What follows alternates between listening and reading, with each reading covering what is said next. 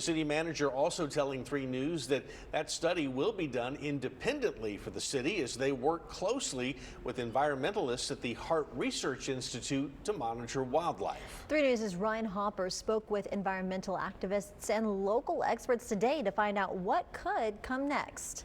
With the Inner Harbor desalination plant, the brine was planned to go right back out into the ship channel, which would create dead zones in the water where the water would become over-concentrated with salt.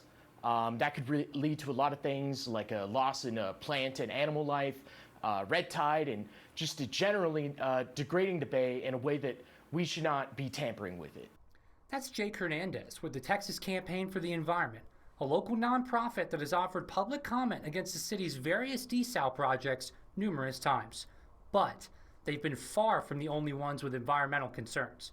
Dr. Edward Buskey of UT's Marine Science Institute largely agrees, fearing what the impacts of dead spots would be on local marine life.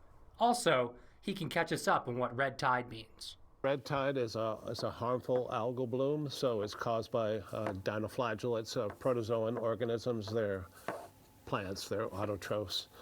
But anyway, so they create toxins. So it's something we've had issues with in the past.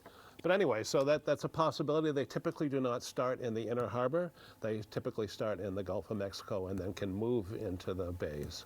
TCE is also against any local desal proposal, including the less controversial and less expensive Harbor Island project, which would eject the brine into the Gulf of Mexico and away from our bays and estuaries.